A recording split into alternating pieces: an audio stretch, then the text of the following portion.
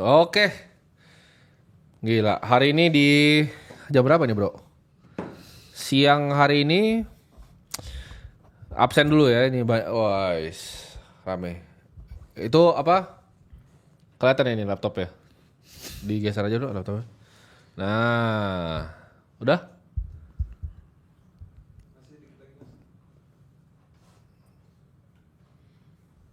Oke.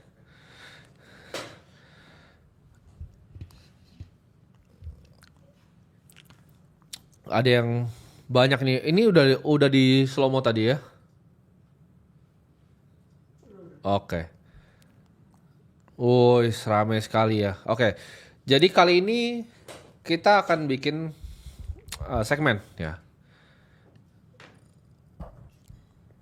Segmen di mana yang bisa chat subscriber only ya? Udah dibikin belum? Oke, kita akan bikin sesi tanya jawab ya, Bro ya. Yes. Di mana kalau solo kan tuh interaksi satu arah, tapi kita pengen interaksi dua arah. Jadi kalian komentar pertanyaannya kalian pengen tanyain karena ini jarang ya. Kita akan luangin waktu kita seperti ini untuk jawabin pertanyaan dari kalian. Nah, ini kita akan jawab mungkin ada pertanyaan kita apapun ya. Jadi nggak ada pertanyaan bodoh ya, Bro ya. Yes, Karena kita bukan sekolah. Karena sekolah kan biasa gitu kan. Oh, pertanyaan bodoh, nggak ada pertanyaan Ya, bodoh. asal tanya biasanya. Asal tanya ya. Ada yang tanya, belajar kripto dari umur 15 telat belum? Sebab banyak saudara gue bilang udah telat banget belajar kripto sekarang. Atau fokus ke yang lain. Sebab gue bisa nge-DJ juga. Ya lu mau nge-DJ tuh, mau belajar kripto. Yeah. Tapi kalau menurut gue sih nggak ada yang telat bro. Malah 15 tahun masih very early karena asetnya ini masih panjang. Gimana menurut lu? Setuju ya. Karena kalau kita lihat ya adoption curve sekarang, kita masih dalam, ya kita ngomongnya hampir ya di setelah early adopter ya. Ya. Jadi Bitcoin itu dan juga aset kripto, saya ngomongnya di early majority lah ya, belum di late majority. Karena hanya berapa persen penduduk dunia ini yang tahu dan juga berinvestasi kripto itu masih di bawah 10%. Jadi teman-teman masih lebih early dibandingkan 90% lain manusia di bumi ini. Dan kita percaya ya 5-10 tahun ke depan ini era kripto dan juga era Bitcoin ini akan memperoleh adopsi yang lebih besar lagi, lebih massal lagi. Dan 15 tahun bagus ya, karena saya dulu juga di usia segitu baru paham tentang investasi dan juga pasar keuangan. Banyak kok yang 25, 35 atau bahkan 45 itu baru belajar investasi. Jadi 15 menurut saya bagus banget. Ya. Ini ada pertanyaan nih bro. Gimana cara nyelesain masalah hidup yang dimana angsuran utang keluarga itu udah lebih penghasilan? Nah, lebih gede utangnya berarti. Lebih gede utang dibanding penghasilan. Nah, dibilang dia lagi coba restrukturisasi utangnya tapi ada beberapa yang gagal bayar. Gimana plan exit? Nah ini jawaban pertanyaan gue. Pertama ya, konsep finansial adalah kalau misalnya lu ada ibarat investasi ya. Lu misalnya ada apa namanya? Itu belakang lu kalau nggak bisa dia mending keluar. Ya. Sorry tadi karena gue nggak punya otak kayak orang goblok jadi gue harus mereka berisik di belakang kalau gue suruh keluar atau gue pecat sekarang. Dan jadi gimana caranya bisa restrukturisasi utang? Yang pertama itu adalah lu harus fokus bro untuk pay off utangnya dulu. Kenapa? Karena kayak investasi untuk bisa dapetin misalnya contoh 30% setahun itu impossible. Sulit. Ya, sulit sekali. Sulit sekali. Jadi kalau kalau namanya hutang itu bisa ada yang sampai 30% setahun. Ya. Jadi benar-benar sulit sekali ya. Kita kalau disuruh investasi ditodong buat fix dapat 30% setahun aja belum tentu bisa. Tapi kalau hutang itu banyak dengan size kita. Tapi kalau hutang itu banyak bro, yang lebih dari 30% setahun. Ada yang 20%, ada yang 25%, macam-macam. Kita nggak tahu dia hutang di mana, hutang sama siapa, hutang sama institusi apa, kita nggak paham. Tapi jawabannya sulit. Bahkan untuk konsisten 20% tahun ke tahun sulit. Dan hutang tuh banyak yang 20% tahun ke tahun. Bahkan kalau salah hutang ada yang per bulan ya bro ya. Ya ada yang per hari juga. Ada yang per hari juga. Ya berapa bisa 3% per hari atau 4% sehari. Teman-teman semua harus cari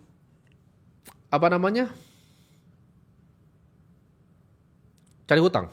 Maksudnya cari cara lunasin hutangnya. Karena gimana pun juga itu harus jadi sesuatu yang kita take out dulu. Karena kalau hutang udah lebih besar dari penghasilan itu akan jadi snowball effect yang luar biasa bro. Ya. Jawabannya yang pertama adalah lu bisa cari ya gue sebutnya bantalan hutang yang lebih low bunga. Ya. Jadi ini bukan masalah tutup lubang gali lubang, tapi lu bisa coba minjam keluarga. Menurut gue itu yang paling realistis. Paling realistis lu bisa lakukan sekarang adalah kalau gue jadi di posisi lu gue cari hutang yang lebih gak menyiksa. Gue nggak tahu rate hutang lu dan kondisinya seperti apa, tapi gue akan cari keluarga yang kira-kira bisa ngebantalin utangnya dulu, lalu gue ngutang ke sana dulu, gitu. Sampai gue bisa pay off dengan hasil penghasilan gue yang pasti ya gue kerja lebih keras, cari income yang lebih banyak. Tapi hutang itu akan jadi sesuatu yang gue tackle dulu. Nah gue tackle lagi gimana? Gue akan tackle dengan metode snowball. Jadi kan gue nggak tahu hutang lu tuh ada berapa dan jumlahnya mana aja.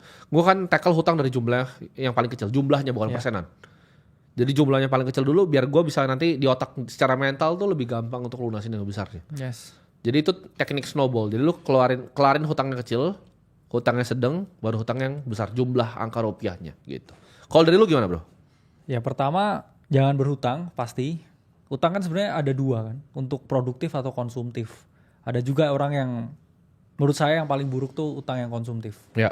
Ada orang yang misalkan utang produktif ya dia mau ekspansi tempat kerjanya atau tempat usahanya dengan utang itu produktif, tapi juga tetap ada risiko. Kalau misalkan usaha kita nggak jalan, ya akhirnya mau nggak mau ya kita harus menutup utangnya. Tapi kalau utang konsumtif itu yang menurut saya paling harus dihindari. Utang untuk beli handphone, utang untuk beli motor, yang mana bukan untuk motor seharian ya, motor misalkan motor yang lebih mahal, ya itu harus dihindari. Tapi kedua, ya selain tadi bisa dari mana yang lebih mungkin ya dari jumlah kecil dieliminasi, kita juga bisa loh eliminasi dulu dari mana yang paling urgent atau yang memiliki tenor yang paling dekat dengan bunga yang paling tinggi.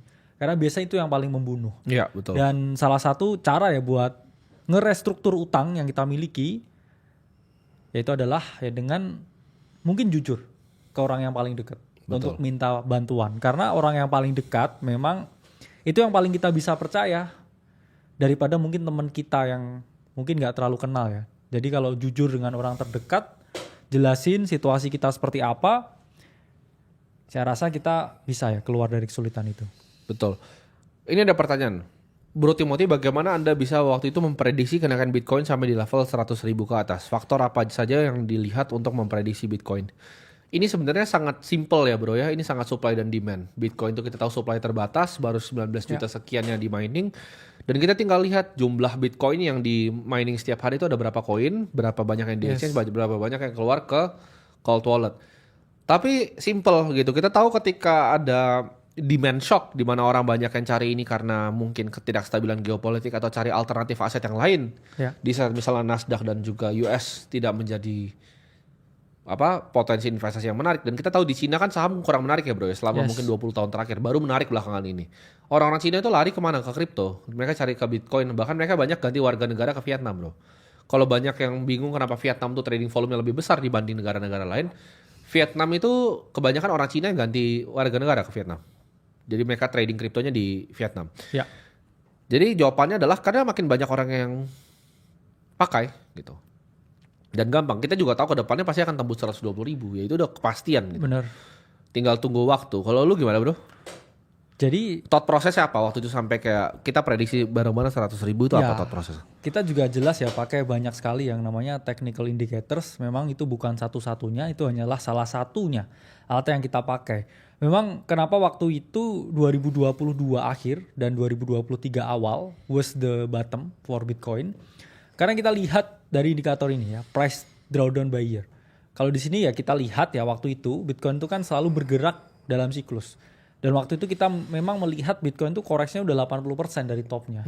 Dan memang waktu itu ada chance ke 10.000. Tapi balik lagi, chance-nya itu lebih gede dia bouncing di area 15.000 daripada ke 10.000. Waktu itu pun meskipun kita beli ke 15.000 dan dia turun ke 10.000, itu dia udah diskon 80% anyway. Jadi teman-teman juga harus melihat di dalam investasi atau trading, yaitu ada namanya skala risk to reward. Suatu harga yang udah terkoreksi sangat dalam dan juga market waktu itu dalam fase ketakutan yang luar biasa tinggi. Berbeda dengan sekarang yang cukup serakah, itu adalah kita ngomong momen terbaik untuk mulai memperoleh exposure dan juga mulai scale in di market. Dan ya, that was the bottom. Jadi dari secara technical indicators dan juga dari sentimen publik secara keseluruhan. Ya. Karena waktu itu udah banyak sekali perusahaan-perusahaan kripto yang kita ngomong bangkrut juga di 2022. Betul. Mereka shutdown dan selalu menjadi pertanda bottom ketika banyak perusahaan kripto yang shutdown. Nah ini ada pertanyaan lagi bro. Bagaimana seharusnya investor itu memandang, kalian bebas ya mau nanya bisnis apapun bebas ini. Memandang posisi aset kripto sebagai alternatif lindung nilai, kendaraan spekulatif atau bagian dari diversifikasi cerdas dalam portofolio jangka panjang.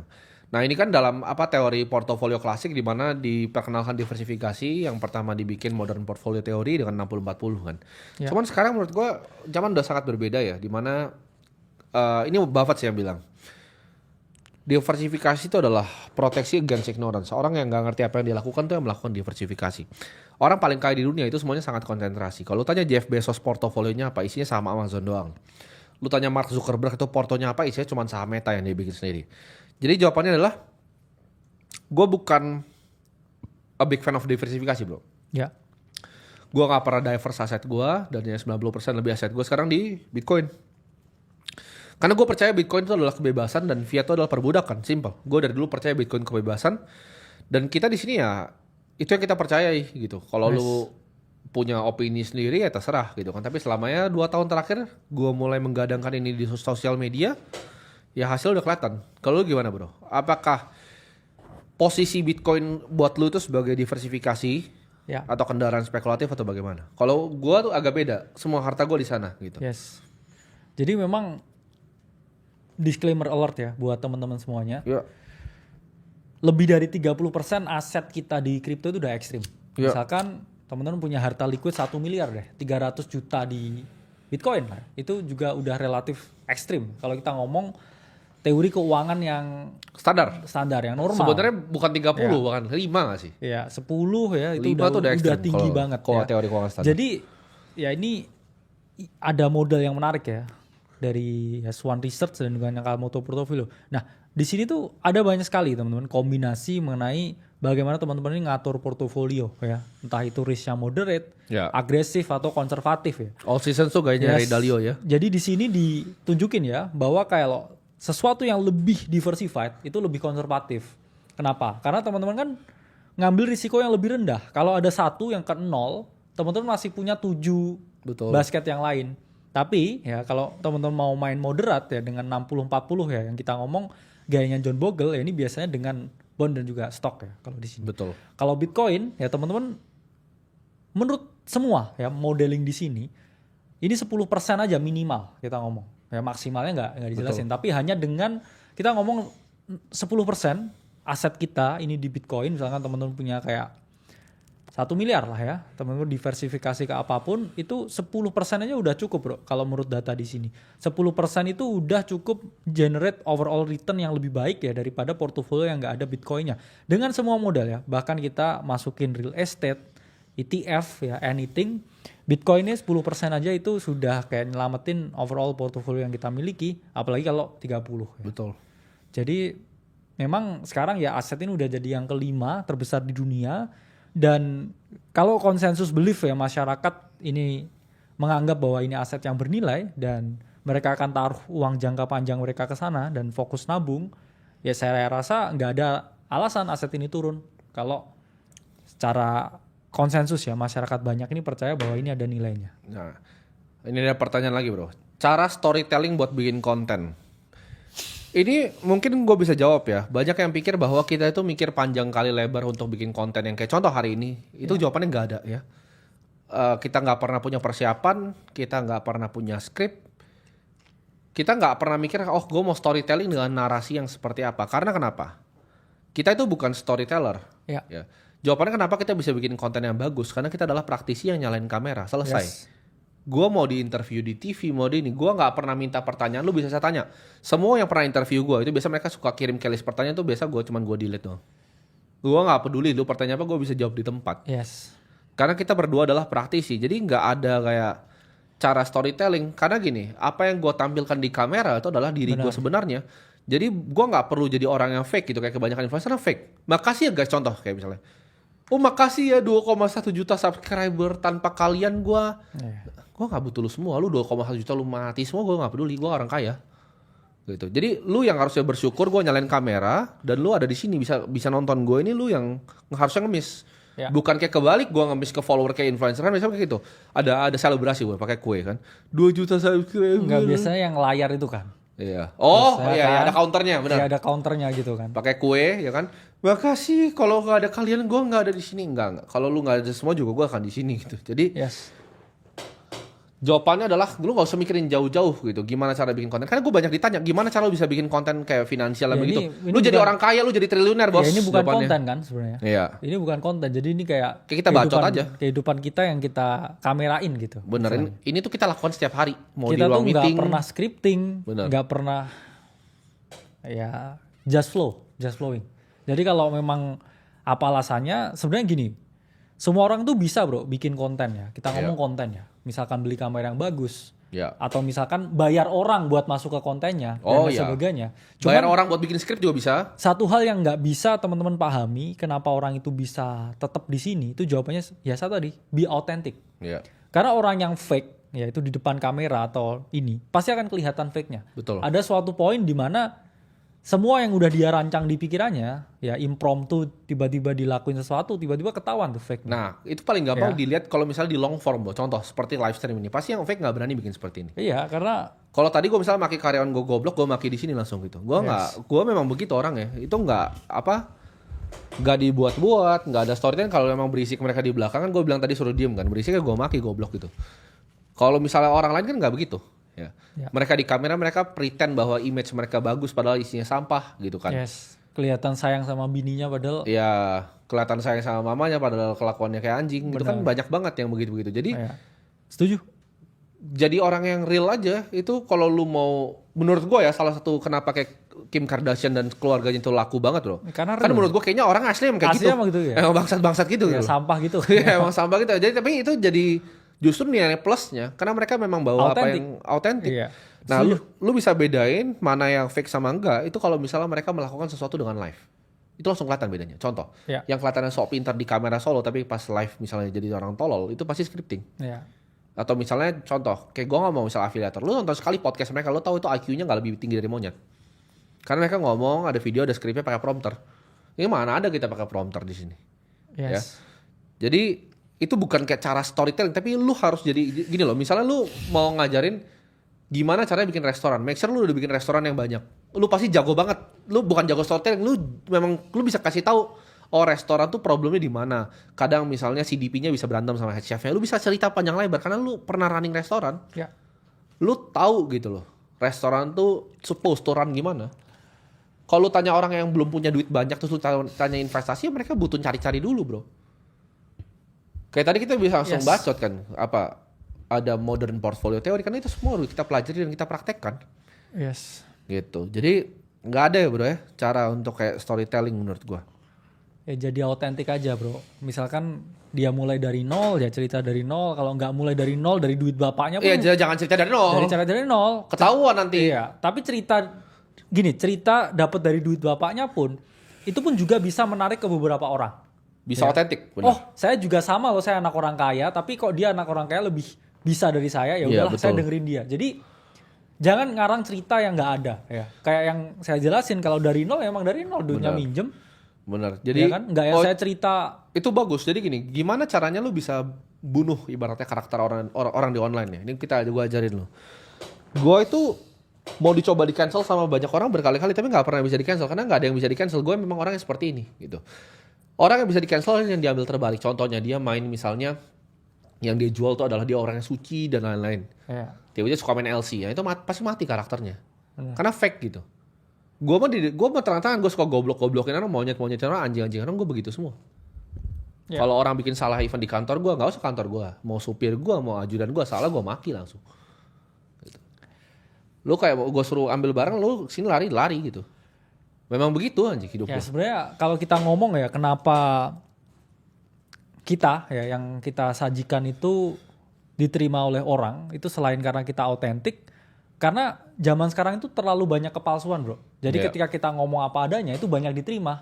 Orang udah mulai dapat common sense di mana bahwa kayak semua yang dia lihat itu internet tuh fake gitu. Betul. Terus kita 2 orang yang nyalain kamera dan bicara apa adanya dan ya tanpa difilter.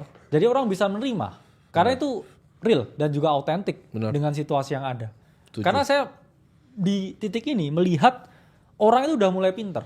Orang yang konsumsi konten mungkin waktu pandemi itu dulu bodoh. Masih bodoh. Di rumah dapat ini kan artis sultan flexing gitu kan dan ini itu fake semua gitu kontennya. Terus mereka tuh makin lama mikir kok gini terus punchline-nya gitu kan. Terus tiba-tiba ada orang nyalain kamera dan ngomong apa adanya, akhirnya mereka mikir bener juga mereka. Dan akhirnya yang semua main gaya lama ya itu udah nggak bisa bertahan lagi. Ya teman-teman lihatlah siapa di 2021 yang pandemi sekarang masih eksis sebagai konten kreator, dikit lah. Betul, karena gini, konsumen menurut gue lebih pintar. Makanya menurut gue kenapa ada shifting juga ke live itu orang lebih suka, karena itu real. Karena lu susah, lu nggak bisa salah ngomong di live. Iya, kecuali cuma jualan produk kan. Iya, kecuali lu jualan produk, benar.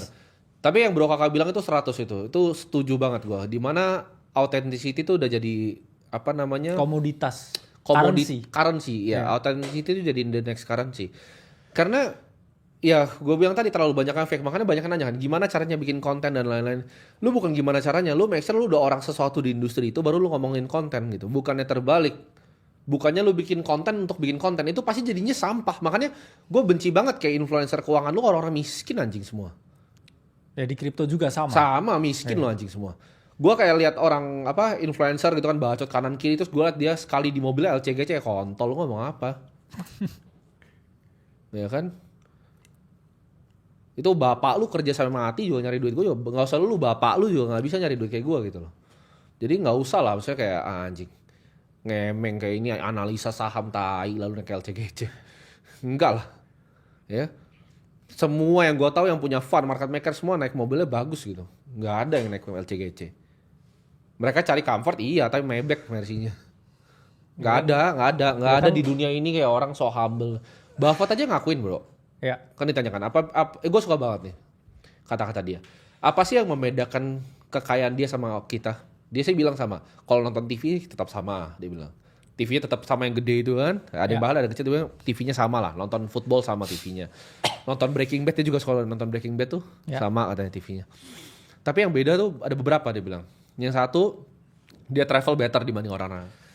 Seorang seperti Buffett tuh authentic bro. Dia nggak fake. Dia tunjukin, gue tuh naik private jet, lu ngantri di itu. Gue lebih enak travelnya dari lu. Dan dia nggak tutupin bahwa memang hidupnya lebih enak gitu di bagian traveling. Meskipun mungkin nonton sama, mungkin makan pun sama. Gue juga kasih tau nih sama lu semua. Emang mungkin gue sama lu tuh makan gak jauh beda loh. Gue makan sop kaki kambing, gue makan Indomie dari sana. Makannya mungkin gak beda. Tapi gue nggak bohong di sini bahwa gue hemat-hemat naik ekonomi, enggak. Gue nggak bilang seperti itu. Gue nggak mau ngantri 2 jam di bandara kayak lu. Lu aja. Ya lebih lah bro 2 jam kadang ngantri. Iya kadang bisa lebih kan. Siap-siap OTW-nya. Check-in, ya kan? Abis check-in lu masuk mesti nunggu lagi kan yang orang. Boarding pass itu. Ya boarding pass. Ada yang pernah gitu nggak tuh? Dari lu masuk ke dalam bro? Setengah hari. Iya bisa setengah hari. Domestik itu setengah hari. Iya. Lu masuk ke dalam, terus lu masih belum kalau delay. Belum kalau delay. Iya. Setengah hari bro, bisa sehari karena ya itu tadi ya panjang prosesnya. Prosesnya panjang. Beda kan, lu masuk ke Halim terus langsung ambil paling kiri terus tinggal lurus naik. Iya. Ya kita nggak akan coba bohongin bahwa kayak kita hidupnya sama semua, makan emang sama. Gue tadi makan Indomie, rokok sama. Gue bisa beli sigar yang mahal tapi entah kenapa gue emang sukanya ini gitu. Ya, sigar kan lama kan. Coba gue tanya influencer, berani nggak begini buka brand begini? Nggak bisa karena dia dikomplain brand yang lain. Bahkan ada kemarin bro, gue pernah podcast sama orang, gila ada air putih kan, gue bawa dari luar kan, buru-buru taruh di bawah, anjing lu bayar sini gue yang nggak dibayar lu. Sell out kan? Lu jual harga diri lu buat brand gitu kan. Itu kenapa konten gak ada yang otentik? Karena mereka punya guideline, gue kasih tahu ya. Semua content creator yang punya brand, yang punya endorse itu punya guideline tertentu bro. Ada hal-hal yang lu gak boleh omongin, kalau kita gak ada. Gue ngomong semua emang bener-bener apa yang gue mau dari hati gue. Ya. Nah, mereka ada guideline-nya. Jangan begini ya, nanti gue cabut ya brandnya ya. Itu dia. Jadi jawabannya adalah gimana cara bikin konten yang bagus, atau pertanyaan lu tadi, jadi storyteller yang bagus. Lu gak perlu jadi storyteller yang bagus. Lu perlu jadi orang yang berhasil di bidangnya dan nyalain kamera. That's it. Iya.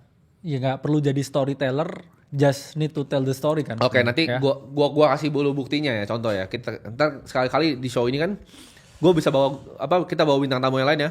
Mungkin gue bawa partner gue nanti misalnya Bro Ivan gitu kan. Lu coba deh coba tanya dia kayak tentang gimana cara running nightclub atau F&B atau lifestyle. Dia pasti bisa ngemeng tuh dari A sampai Z. Padahal dia nggak pernah punya channel YouTube, ya nggak pernah bahas di Instagram Reels, nggak pernah bikin konten. Tapi pasti lu akan bilang storytellingnya bagus. Karena itu bukan storytelling bro. Ya, itu kehidupannya asli itu kan? kehidupannya asli gitu. Jadi just be real aja, jangan fake gitu. Itu story yang real ya. Iya, jangan lu mau nyari duit dari endorse karena lu mau dicap jadi influencer keuangan, lu mati ke laut aja. Ya. Lu bawa orang sesat masuk ke got itu. Ngajarin apa itu seluruhnya kayak LCGC itu ngajarin orang mati ke got itu. Itu menurut gua ya industri yang harus dibasmi menurut gua. Ya. Nggak bagus itu ada, itu kayak hama itu. Benar-benar busuk. Nah ini ada pertanyaan, gimana caranya lu menganalisa dari awal sampai menjadi aksi? Misalnya makro dari dulu sampai menjadi keputusan untuk membeli sebuah aset. Kita itu biasa analisa dua cara ya bro ya. Kita antara top down, kita lihat makro ke bawah. Kita juga bisa bottom up dari aset ya kalau asetnya bagus kan. Ya. Jadi jawabannya adalah kita menggunakan yang namanya mosaic teori. Jadi kita gabungin beberapa hal yang kita tahu. Contoh, kayak Bro Kakak bilang tadi analisa teknikal tuh salah satu indikator betul. Karena kita mungkin pakai ratusan bahkan ribuan hal yang kita lihat data points-nya. Dari semua itu kita jadiin sebuah mosaik. Tapi untuk lu bisa seperti ini, lu harus korbankan semua hidup lu bro. Yes. Lu harus korbankan weekend lu mesti korbankan apa ya? Waktu lu kali ya, seumur hidup lu kali. Untuk bisa lakuin apa yang kita lakuin. Kita gak pernah bilang gampang loh. Kita gak pernah bilang semua orang bisa jadi kaya, enggak. Sulit sekali, lu mesti korbanin keluarga lu. Contoh bro. Hari ini adik gue ulang tahun. Dari bapak gue kayak bilang mau makan siang nggak bisa. Yes. Nggak bisa. Lu harus korbanin semuanya, keluarga lu korbanin, temen lu korbanin, semuanya bro ya. Ya. Pengorbanannya banyak. Gimana kalau menurut lu? Untuk bisa sampai analisa sampai kayak gini. Ya sama juga ya. Kalau teknisnya kita udah banyak ngajarin kan. Tapi kita sekarang bahas di luar dari teknisnya nih. Ya karena kebetulan juga ya kalau hari ini ya. Juga ulang tahun juga keluarga ya. Oh, lu ulang tahun juga? Ini apa? Banyak ya, ulang tahun hari ini. Ulang tahun perkawinan kayaknya ya. Tapi lu ulang tahun perkawinan? Oh. Ulang tahun perkawinan keluarga. Oh, keluarga. Disuruh pulang ya enggak, jawabannya nggak bisa. Iya, betul. Karena harus kerja, karena harus ada sesuatu yang dibangun. Itu yang kita selalu tekankan ya. Orang-orang ini selalu seringkali terjebak bro dalam saya ngomong narasi-narasi emosional. Iya, betul. Karena kalau kita lihat ya drama apapun, kayak sequel apapun di TV itu selalu tentang kayak romantisasi ya, orang patah hati dan sebagainya. Hidup kita tuh apapun yang kita hadapin senang sedih ya nggak pernah patah hati atau euforia ya. Benar. Sama aja. Sama juga dengan market nih. Orang biasanya kalau terlalu banyak meromantisasi hal ya. Kayak cuan dikit udah seneng ya. Mereka nggak bakal bisa kemana-mana. Betul. Rugi dikit udah kayak ngeluh.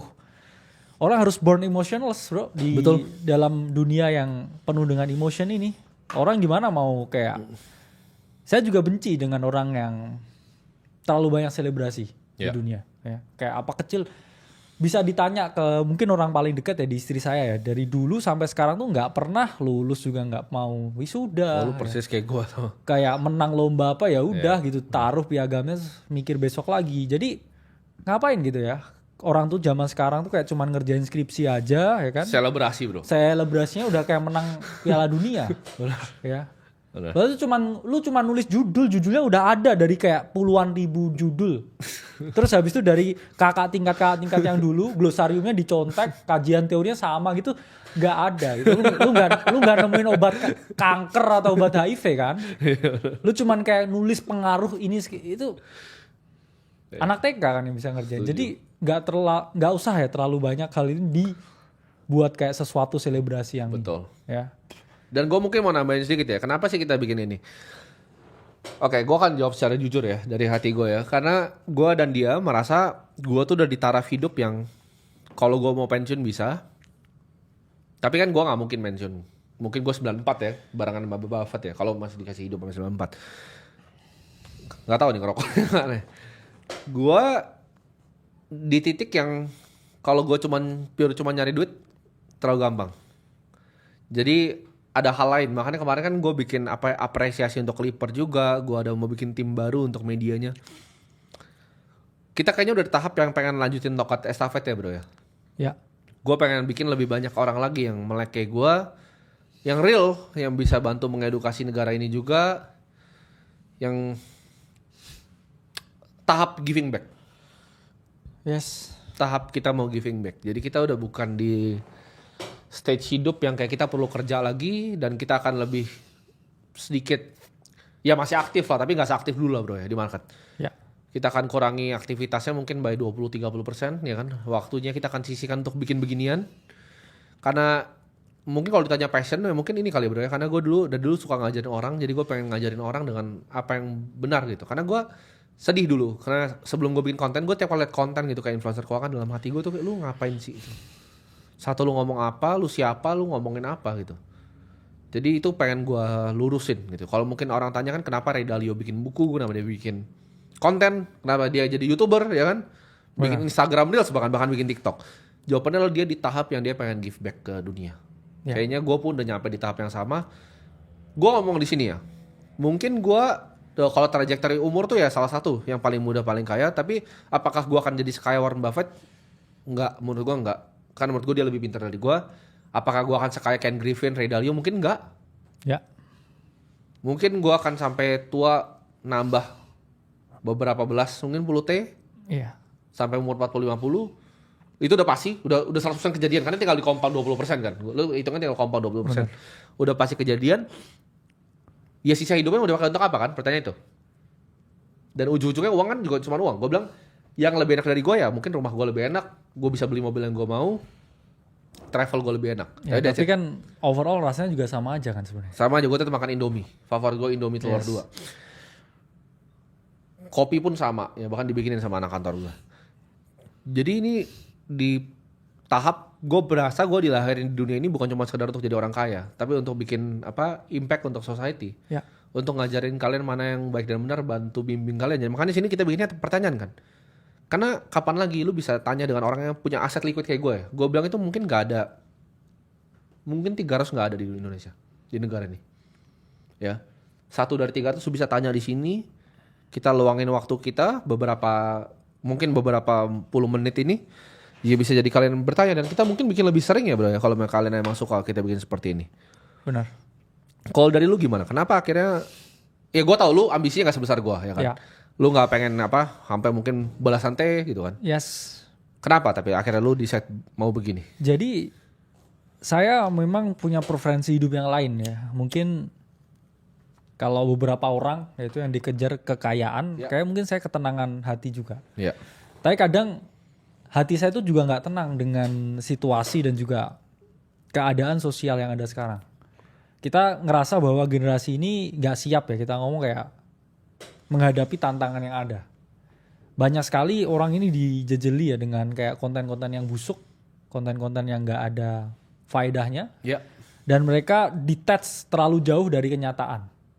Dan ya tujuan kita ya sebagai orang yang kita ngomong, kita cukup beruntung lah. Kita nggak yang paling pintar, kita yang cukup beruntung dan punya platformnya buat ngomong, ya nggak ada salahnya buat kita ngomong. Karena kan sama seperti maraton bro ya, tongkat estafet itu harus selalu diturunkan. Dan kita berharap banyak orang ya, banyak teman-teman di sini ini yang bisa mengikuti cara pikir kita, cara kita untuk melakukan sesuatu ke depan. Karena kan ya saya percaya bahwa amalan baik ya atau kayak pesan-pesan yang baik itu selalu bisa diteruskan. Ya betul. Dan ya salah satunya mungkin ini platformnya untuk kita edukasi masyarakat bro, bukan tentang keuangan aja ya. Karena kan teman-teman banyak sekali belajar hal di sini tentang kehidupan. Setuju.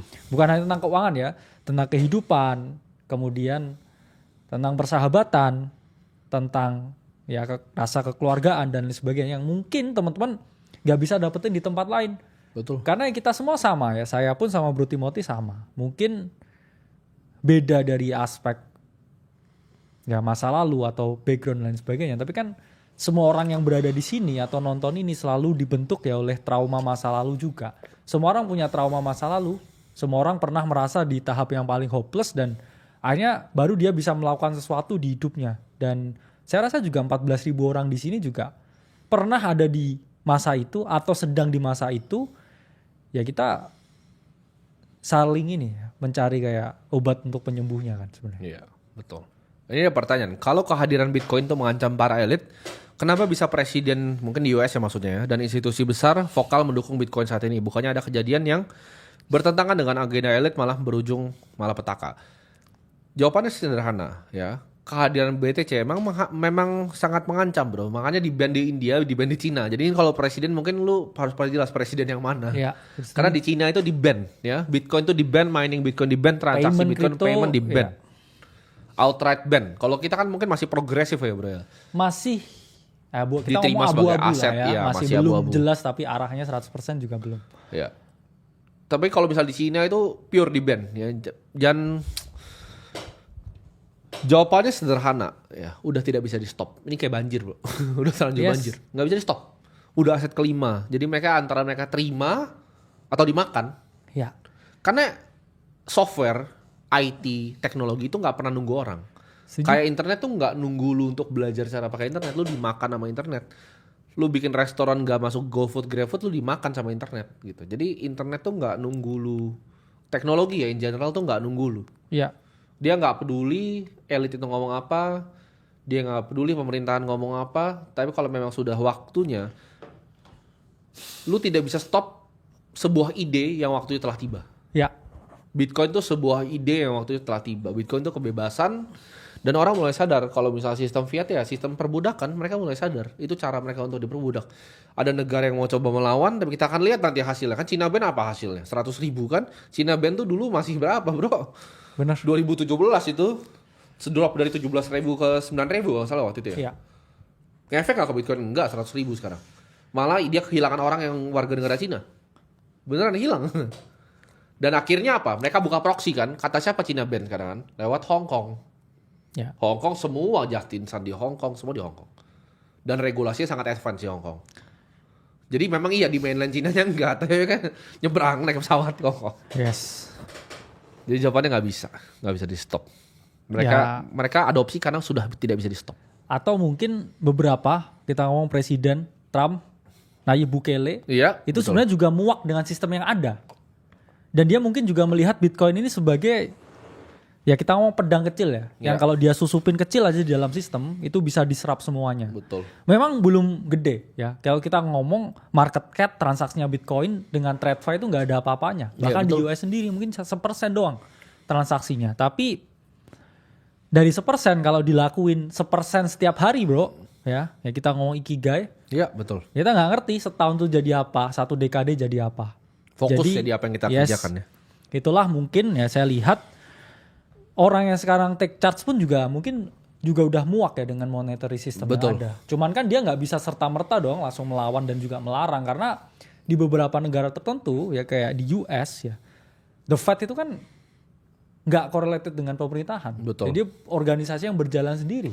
Betul. Ya, di setir siapa ya kita tahu tapi nggak bisa serta-merta bro. Jadi presiden pun punya absolute power yang 100% di negara seperti US. Jadi ya power saya melihat ya, dia melihat ini juga salah satu jalan. Nah ini ada yang pertanyaan. Saya lagi investasi Bitcoin dari gaji UMR. Kadang ingin jadi investor, kadang ingin jadi trader. Sempat kepikiran keluar kerja dan buka usaha biar nambah modal. Gimana menurut cek lu? Nggak ikut webinar kemarin berarti. Ya. Karena itu udah kita jelasin bro di webinar ya. Kadang ingin jadi investor, kadang ingin jadi trader. Itu salah tuh konsepnya tuh. Ya. Setuju. Bitcoin tuh tempat tabungan teman-teman. Itu tempat lu untuk store value, that's it, ya. Kalau lu mau jadi seorang trader itu adalah sebuah aktivitas yang menghasilkan income yang aktif. Itu sama seperti lu kerjaan UMR lu. Jadi kalau misalnya pagi sampai 9 sampai 5 bekerja, setelah jam 7 mau trading itu kayak side hustle, bro. Itu beda dari bracket investasi dan beli Bitcoin. Ya. Itu completely different bracket. Itu kayak lu trader di jam trading itu lu kayak kerja gitu loh.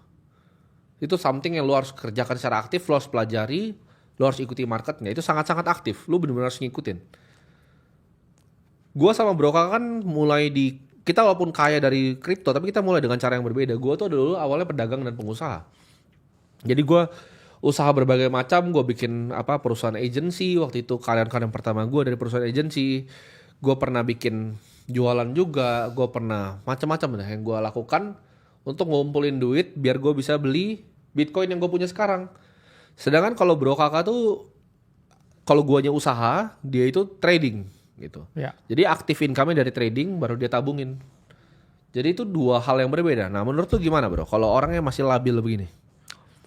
Ya pertama, teman-teman harus coba dulu. Karena endingnya, kalau teman-teman udah tahu bagaimana mekanismenya dan bagaimana mekanisme diri kita merespon market, itu kita akan temuin gaya kita sendiri. Entah Betul. itu mau jadi trader atau mau jadi investor. Dan saya dulu juga tidak punya secara 100% ya keinginan untuk jadi trader. Tapi itu hanya opsi satu-satunya yang saya punya waktu itu. Ya. Itulah mengapa harus saya tekuni ya. Kayak temen-temen misalkan sama juga nih. Gak ada pilihan lain selain jadi pedagang jeruk gitu. Betul. Ya teman-teman mau nggak mau ya harus jadi pedagang jeruk yang paling jago. Gimana jeruknya biar nggak busuk terus dia rugi. Gimana biar besok jeruknya habis terus. Sama juga ya. Saya juga cari gimana biar besok aset saya jadi double. Gimana biar besok altcoin mana nih yang harus saya beli dan lain sebagainya. Jadi by the time, by the process, and by the situation, teman-teman akan temuin gaya terbaik teman-teman masing-masing. Tapi itu pun juga nggak bisa dipaksa, nggak bisa dengan lihat orang lain. Mungkin teman-teman lihat saya punya style sendiri, ya silahkan. Atau misalkan lihat kayak caranya Bro Timothy, tapi nggak cocok ya, saya mau lebih agresif, ya itu silahkan. Ya. Balik lagi kita itu nggak pernah nyuruh orang buat jadi kita. Karena kita aja itu spesies yang unik, orang lain juga spesies yang unik. Setuju. Kalau kamu forcing kamu dengan self-portrait dari orang di internet, kamu pasti nggak akan pernah jadi apapun. Kamu mungkin bisa melihat ya kita punya teknik, kita punya metode, atau kita punya semangat dalam hidup. Itu yang harusnya kamu ambil, terus kamu temuin bentukmu sendiri. Karena kita banyak sekali di titik ini pun lihat orang yang pengen banget copycat jadi kita berdua. Ngelakuin apapun, dipersisin semua, sama ininya sama, ininya. Gak bakal bisa. Karena kita pun unik, kalian pun unik ya. Embrace yourself, embrace your karakter, dan jadikan itu suatu kekuatan. Karena kamu hanya akan mendapat weakness atau kelemahan ketika kamu itu mencoba jadi orang lain. Betul. Nah ini dia pertanyaan, ini bisa nyambung nih sama jawaban tadi. Kalau personal branding gimana menurut lu? Gue ada bisnis di fashion pria karena manfaatin background ortu dari konveksi. Jadi ortunya punya konveksi, dia bikin bisnis. Gue ada kepikiran bikin personal branding yang isinya dokumentasi bisnis gue. Nah ini mungkin angle yang bagus, tapi gue nggak suka kayak orang tuh ngajarin orang, oh gimana caranya personal branding itu, menurut gue tai anjing semuanya. Cara personal branding itu nggak ada, cara personal branding itu tidak ada, ya. Lu kalau memang punya bisnis fashion yang sukses, lu brand lu akan bagus gitu loh. Lu secara pribadi lu kan, ini zaman sekarang baru internet namanya personal branding, tapi kan di luar kan dari dulu kan tuh disebutnya reputasi, ya kan? Itu namanya reputasi, gitu. Jadi kalau lu tanya apakah gimana lu cara bikin personal brandnya, gue nggak bisa kasih saran karena lu emang harus bikin sesuatu yang sukses dulu. Lu harus bikin dulu gitu loh. Lu harus bikin bisnis yang jalan, konveksi yang jalan, baru lu bisa personal branding. Nah tapi ini bagus nih dia bilang, yang isinya dokumentasi bisnis gue, top. Jadi kalau gue bilang, gue ketemu influencer keuangan, gue udah ketemu, yang menurut gue nggak apa-apa. Dia kayak buka Excelnya, kayak cewek waktu gue ketemu di TikTok, dia buka Excelnya, dia nabung bro, ke reksadana atau apa gitu, kayak dia udah 800 juta gitu, tapi dia buka gitu, dia dokumentasi, dia nggak ngajarin. Dia bilang ini yang saya lakukan, itu boleh, top. Ya. Silahkan dokumentasi. Jadi lu dokumentasi perjalanan lu bangun bisnisnya top. Tapi lu kalau lu pura-pura gue punya bisnis fashion paling sukses, lu diketawain sama yang beneran sukses di fashion. Benar. Lu diketawain, lu bener-bener diketawain kayak, oh gue trader muda hebat. Enggak, lu diketawain sama yang beneran bikin duit. Yes. Karena kenapa? Lu cuma bisa bohongin diri lu sendiri sama audiens monyet lu. Market maker yang di belakang tahu trade lu sekecil apa, yang punya exchange tahu lu trade sekecil apa, semua orang tahu volume lu sekecil apa. Lu nggak bisa bohong gitu, ngemeng gitu. Iya. Nggak bisa. Ya. Jadi kalau lu dokumentasi, oh ini perjalanan saya untuk belajar beli Bitcoin. Satu kayak si Pierre waktu itu, dia kan bikin kan, Pierre bikin konten kan lu kan. Itu boleh tuh. Ya. Menurut gua. Sah. Ini gua dokumentasi perjalanan gua dalam bikin bisnis konveksi top. Dan tadi juga yang menarik bro, yang ditekankan itu proses ke bisnisnya, bukan ke kepribadinya. Betul. Itu yang oke. Kenapa? Karena at some point 2-5 tahun orang itu bakal bosen sama kamunya. Betul. Tapi mungkin dia nggak bosen sama bisnismu loh. Jadi kamu juga bisa nanti misalkan udah nggak relevan lagi, bisnisnya ini diturunkan ke orang lain yang mendokumentasikan bisnisnya itu. Betul. Jadi ya fokus aja ke bisnisnya dan fokus apa yang dilakukan, bukan citra orangnya.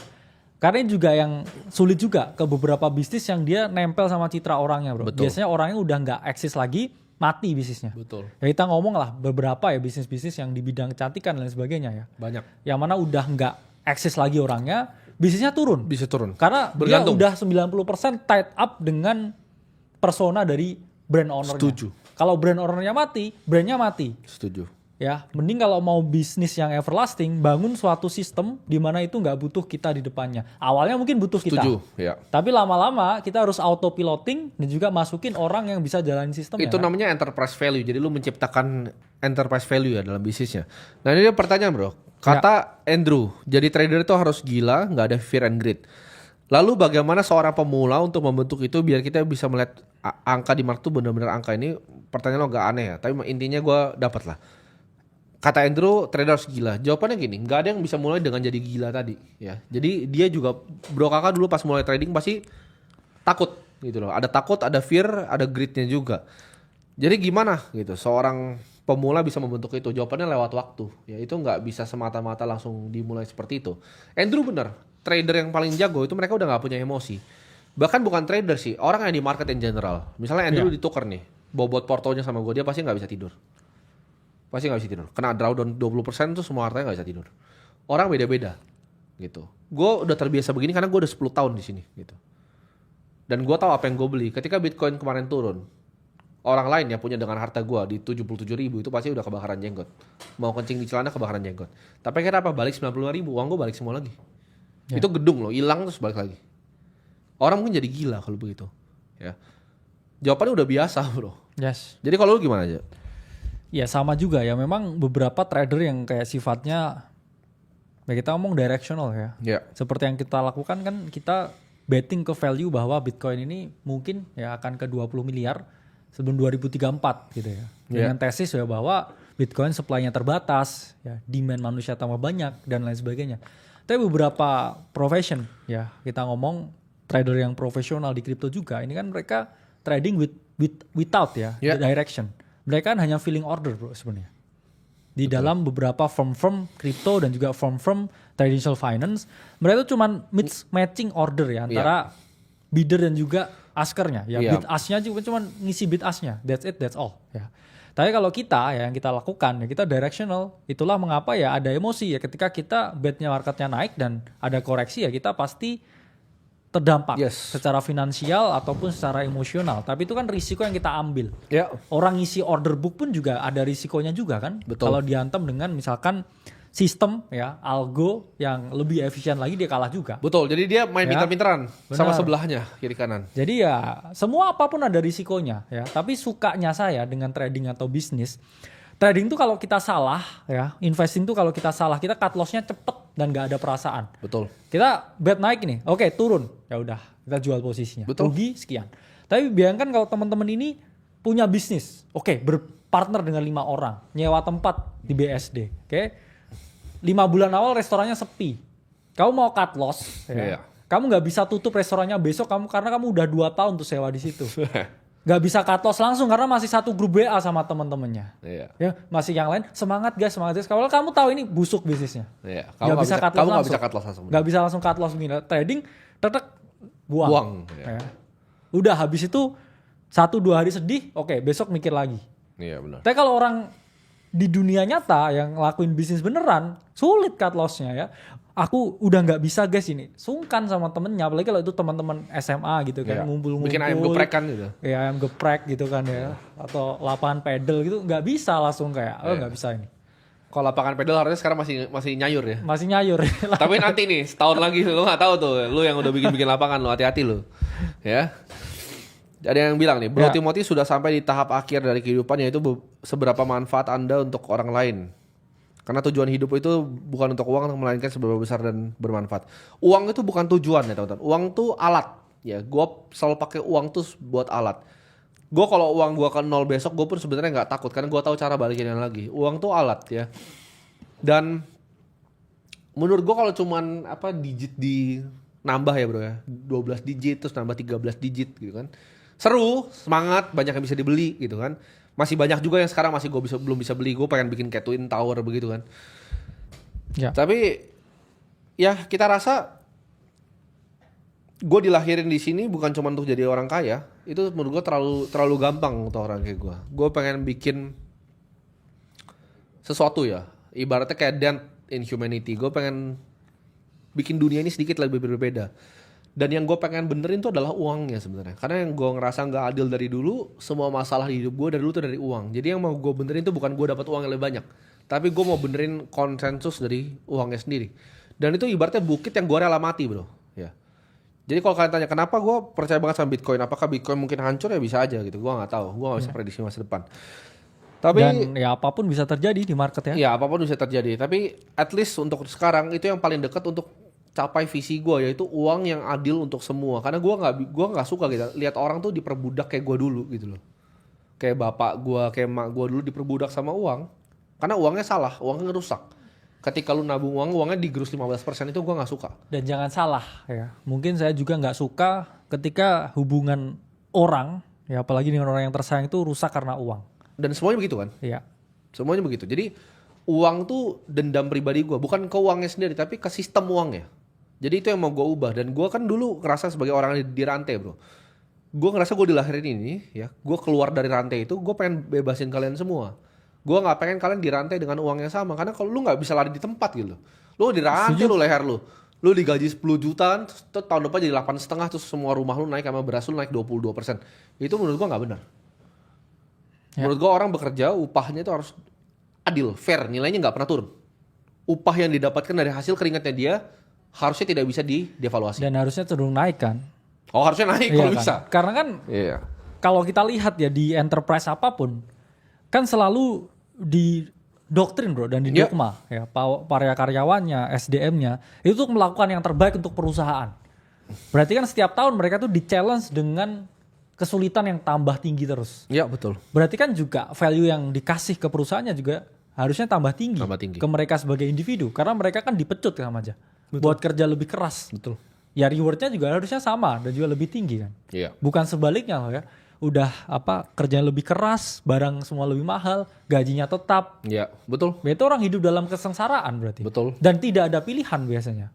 Ya gimana mau pilih bro, lu berasnya naik 22% per tahun, lu mau pilih gak makan beras, lu mau pilih makan ulat sagu gitu kan. Gue sih masih makan beras gitu. Itu kan teman-teman anggap sepele loh, 22% per tahun tuh besar sekali loh kalau di compound.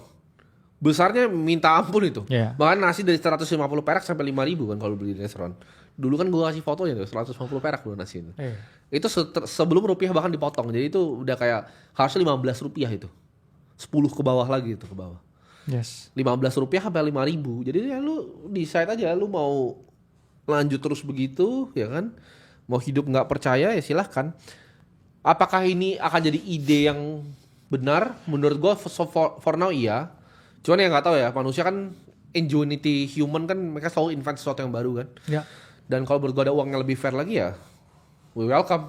Tapi orang kan ada yang mungkin mau bantu manusia tuh ke Mars. Ada yang mau bantu, mungkin kayak Tony Robbins bro sama Mr. Beast suka kayak kasih makan orang banyak ya kan. Ya kan. Kalau kita, menurut gue sesuatu yang gue rela mati ya. Di bukit itu bukan bawa manusia ke Mars. Itu bukan kasih makan sebanyak-banyaknya orang. Itu bahkan bukan kasih pendidikan bro, kasih sebanyak-banyaknya. Bukan itu. Itu cuma salah satu hal yang gue suka lakukan. Tapi in the end ya, gue pikir the most use of my time adalah melakukan ini sekarang. Nyalain kamera ini dan ngasih tahu lu semua bahwa sistemnya itu sistem perbudakan. Karena itu menurut gue leverage paling tinggi yang gue bisa lakukan di hidup gue untuk dampak yang paling besar. Yaitu benerin uangnya. Gue percaya bro, kalau uangnya bener nih. Semua orang di dunia ini sekarang nih pakai uang yang adil. Ya kalau dibayar tuh kayak zaman dulu, kayak emas tuh. Persis kayak sistem emas, kayak kepingan emas zaman dulu. Itu mungkin menurut gue gak ada perang lagi. Kenapa? Karena sulit nanti perang bro. Zaman Roma bro, ketika mereka gak bisa bayar lagi pasukannya, perangnya stop. Ya. Sekarang kalau perangnya ini dicetak aja uangnya negara masing-masing. Yuk kita beli lagi pesawat. Sengaja perang kan buat sengaja perang justru untuk begitu. Ya. Itu yang dimanfaatin sama keluarga-keluarga kayak Rothschild kan. Iya. Mau perang aja ya kita funding lagi perangnya. Pakai bank kita. Ya. Terus dikasih bunga ya. Kasih bunga lagi. Akal, betul. Buat akhirnya negaranya kejebak ya. Akhirnya harus nurut semua dia kata apa kan. Betul. Ya, jadi ya itulah sistem dunia bekerja kan. Karena orang itu create problem and sell the solution kan. Nathan Mayer Rothschild pernah bilang kan, gue gak peduli pemerintahnya siapa dan lain-lain, lu kasih gue yang bisa kontrol uangnya, gue kontrol satu dunia. Dia. Jawabannya mereka kan yang kontrol uangnya kan waktu itu. Iya. Waktu itu. Kalau sekarang gue nggak tahu siapa yang kontrol. Cuman ya itu yang menurut gue kayak bikin semua dunia ini jadi penuh kesengsaraan. Karena kalau kita lihat makan aja ya, sebenarnya nggak ada world hunger bro. World hunger tuh menurut gue nggak ada. Karena 40% makanan tuh dibuang. Jadi makan tuh 40% dibuang. Kalau ya itu yang dibuang dibagiin. Nggak, dan bahkan di Indonesia aja food wasting dalam waktu 1 tahun tuh sekitar Indo gue nggak tahu, tapi kalau global tuh 40% katanya. 1,6 triliun atau 16 triliun ya dalam 1 tahun. Yes. Itu ada datanya di mana kayak food wasting di Indonesia tuh juga termasuk yang paling tinggi. Ya. Iya. Itu kan kalau kita manfaatkan ke bagian-bagian tertentu ya di Indonesia yang kurang ya sebenarnya udah selesai kan ya. Tapi ya problem itu ketidakadilan makanan, ketidakadilan pendidikan, korupsi. Kalian coba bayangin deh, oke. Kita pakai semua uang yang cuma ada 21 juta, nggak bisa dicetak ulang, publicly distributed ledger, dan lu kasih tahu gue orang bisa korupsi di situ. Nggak bisa bro, jawabannya. Orang kan banyak bilang, oh Bitcoin tuh zaman dulu uang yang kriminal. Enggak, fiat itu uang yang kriminal, bukan Bitcoin. Karena fiat itu nggak bisa di-tracing, ketika jadi cash yang kasih ini nggak bisa tracing. Bitcoin, itu kalau benar-benar semua orang di dunia cuma pakai Bitcoin. Itu nggak ada namanya korupsi bro, nggak bisa karena public ledger gila, semua orang tahu ke uangnya kemana. Selingkuhnya nggak bisa. Selingkuh aja nggak bisa benar.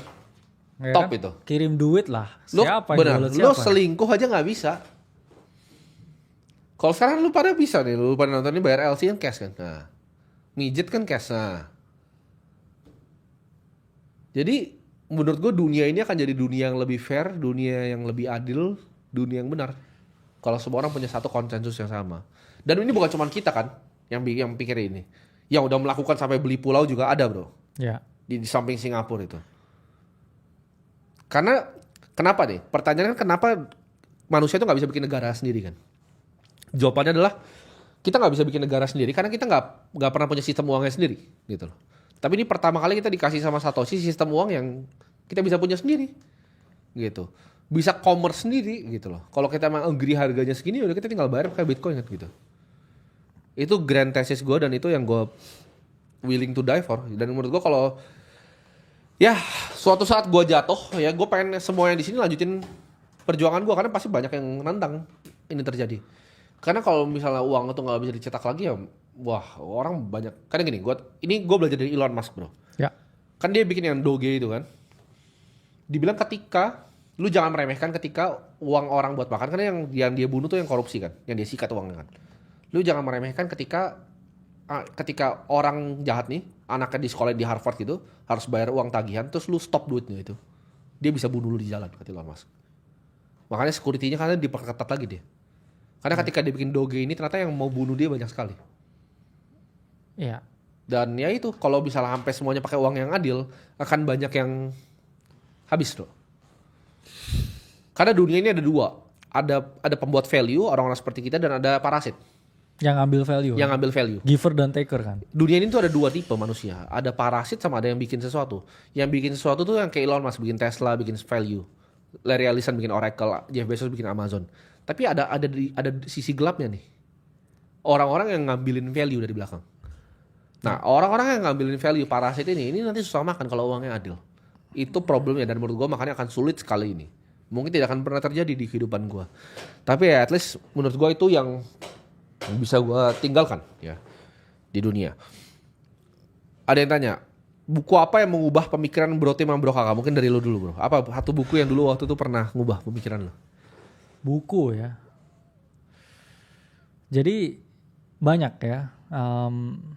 Kalau buku klasik ya Adam Smith sih. Iya. The Wealth of Nation ya. Dan di situ ya kita mulai belajar ya banyak ya tentang dunia. Tapi kayak modern day book ya. Ya Market Wizard ya itu buku yang bagus.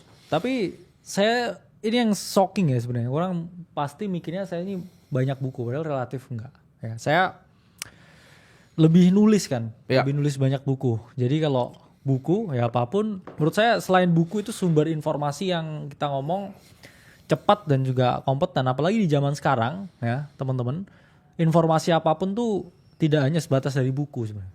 Setuju. Kamu mungkin scroll Twitter setiap hari ya atau banyak ya membaca di sosial media atau di Bloomberg atau di AC dan lain sebagainya. Mungkin kamu jauh lebih secara natural ya, naturally educated daripada orang yang punya kayak membership di toko-toko buku begitu. Karena biasanya bro orang yang ya banyak ya punya membership di toko buku ya. Udah setiap hari cuman coffee shop buku. Diajak ngomong kayak orang bego bro. Betul. Orang kayak orang tolol gitu. Diajak isu sosial nggak ngerti. Kemudian keadaan market nggak ngerti. Makro nggak ngerti. Cuman kayak wah ngomong filsafat buku tapi nggak ada aksinya ya. Betul. Ya saya nggak baca buku banyak tapi saya nulis banyak buku. Ya. Jadi kalau lu apa itu? Buku gue mungkin gue sukanya yang klasik bro. Gue nggak suka buku yang ditulis sama orang baru. Karena orang baru tuh biasa bikin bukunya untuk nyari duit. Gue kurang suka yang kayak sampah-sampah yang kayak apa subtle art anjing itu gue nggak pernah baca. Itu gue buang ke tong sampah. The art of not giving. Ya begitu-begituan tuh gue buang ke tong sampah bukunya. Apa yang habit itu gue juga buang ke tong sampah. Gue tuh suka buku klasik yang kayak Intelligent Investor ngajarin konsep itu Bible-nya orang investasi lah. Wajib ya itu. Wajib itu. Adam Smith itu di situ kita belajar specialization of labor ya kan. Manusia tuh bisa di spesialisasi dalam mengerjakan suatu tugas untuk menghasilkan labor yang efisien. Wealth of Nation itu paling klasik. Mungkin 2 itu kali ya yang paling ngubah ya. Iya. 2 itu sih buku itu. Tapi ya buku pun juga sebenarnya itu bukan jaminan teman-teman buat jadi orang yang educated. Ya. Kadang saya selalu benci nih pertanyaan kayak spill buku favorit. Seakan-akan dengan buku itu kayak satu gitu aja pintar gitu. Enggak, itu kayak program di Matrix itu enggak. Banyak orang yang suka baca buku tapi tetap tolol bro. Banyak banget. Iya. Banyak banget. Dan akhirnya mereka fokus-fokus di hal-hal yang nggak penting. Gitu. Iya benar-benar.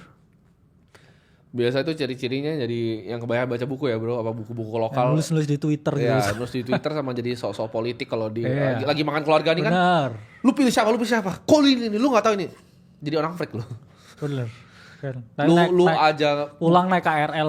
Pulang naik KRL. Lu aja bukan orang partai, lu nggak ada benderanya, nggak ada warnanya. Terus biasanya ini yang di grup keluarga itu yang rusuh gitu ya? Iya, bukan di grup. Mereka keluarganya pasti udah benci sama dia.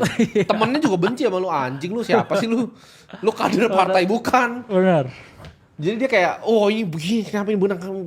Karena dia nonton di YouTube gitu kan. Wah, gue pinter banget. Gue melakukan sesuatu untuk bangsa ini. Enggak, lu anak anjing. Sampah lu masyarakat lu. Buang ke laut orang kayak lu. Bagus mati. Iya. Ya, setuju sih. Ya jadi apa ya, sok kritis ya. Sok kritis, sok puitis. Ya sok kritis gitu loh. Kayak merasa dia paling pinter gitu loh. Karena nyatanya ya, jujur ya gue ya. Kadang gue tuh suka ketemu orang sok pinter tuh. Gue tinggal tanya satu hal sebenarnya sih kayak, duit lu berapa sih? Udah. Yeah. Gue bisa tahu kira-kira kapasitasnya dia itu berapa dari duitnya. Udah, that's it. Ya, duit lu berapa sih gitu ya. Kalau lu ngemengnya banyak terus duit lu kayak cuma 1M 2M mati aja lu. Ada yang bilang kalau fokus di industri blockchain di bagian security blockchain bagus nggak? Ya menurut kita apa aja yang fokus tuh bagus ya bro ya? Ya benar. Any industri yang lu fokus asal satu sih, karena orang banyak overestimate dia tuh bisa ngapain di hidup ini. Kadang dia udah berhasil di satu bidang nih. Oh ya. Terus coba bidang yang kedua tuh masih ya berhasil dikit, bidang ketiga tuh biasa udah gagal total. Iya benar-benar. Bidang keempat, 5, 6 udah jadi tai. Jadi gue kalau liat kayak apa bajing loncat gitu. Bajing loncat tuh biasa di Instagram tuh contohnya gini. Kayak misalnya kalau kita kan apa yang kita kerja itu semua satu kesinambungan. Yes, setuju. Kalian banyak yang kasar tapi itu semua satu kesinambungan. Iya. Semuanya kayak satu bracket gitu loh. Satu universe ya. Satu universe. Benar. Iya. Yang lain tuh ada yang kayak dia buka toko sepatu ya kan. Terus dia buka kayak apa baju. Terus dia buka bakery, buka coffee shop, itu gua tau orang miskin pasti. Oh iya. That's it. Serial entrepreneur gitu. Serial entrepreneur anjing. Serial killer. Serial killer. Terus ada yang bilang kan, tapi kalau ini diversifikasi. Anjing, sabar. Yang mana dulu? Iya. Karena gua tahu semuanya. Jangan ngomong Elon Musk ya, lu bukan Elon Musk ya. Elon Musk kan dari PayPal, dari Iya, lu bukan Elon Musk. Iya. Lu bukan Elon Musk. Ada yang bilang, kalau Indo yang A nih. Oh, sabar. Dia cash cow-nya 1. Yang lain tuh dia beli bro, bisnisnya beda. Satu, iya. Beda gitu. Kayak ownership gue di Hollywood itu gue beli, bukan gue bikin gitu loh. jangan kanan kiri gitu ya. Ini kenapa ada ini suara telolet nih dari luarnya.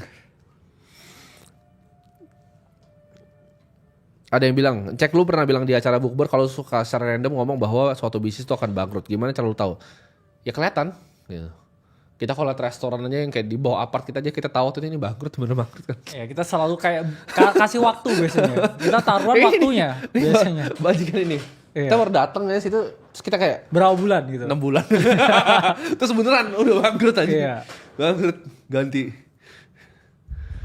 Ya kita bisa tebak. Itu kan yang sebelahnya bangkrut lagi nih. Kita ngomong nih yang sebelahnya itu ya yang kiri udah bangkrut, yang kanan nih 12 bulan. Enggak, kadang saya mikir apa bangkrut karena kita makan di sini. Enggak lah, kita ngasih omset lah di situ. Iya. Tapi ya karena pengalaman analisa ya bro ya. Yes. Tiap hari analisa. Gitu. Jadi kita tahu mana yang bangkrut mana yang enggak. Bener. Nah tuh hati-hati tuh kalau yang tadi ngerasa tuh punya restoran di situ tuh. Hati-hati. Ada yang nanya, bang lu sama Robert Kiyosaki kayaan siapa? Ya lu pikir sendirilah. lu pikir sendirilah. Ada yang bilang, jelasin workflow lu. Gue jelasin workflow gue, oke? Workflow gue tuh gue bangun, ya kan? Gue bangun, gue ngaso dulu. Nggak lihat HP dulu ya? Lihat HP bisa. Iya. Pertama lo itu. PTSD dulu. Iya, ngecek harga Bitcoin gitu. Harga Bitcoin, cek berita ya kan? Cek WA gitu. Cek WA ya kan? Habis itu ngaso kantor, balik ya banyak mikir. Gue suka banyak mikir sih sendiri sekarang. Iya. Terus gue udah jarang take meeting, gue mendingan ngedukasi kalian gini.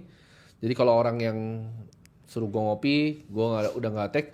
Ini kemarin banyak yang bingung bro, kenapa gue bilang kayak networking tuh overrated. Karena menurut gue kalau lu emang orang penting ya, orang penting cari ke lu.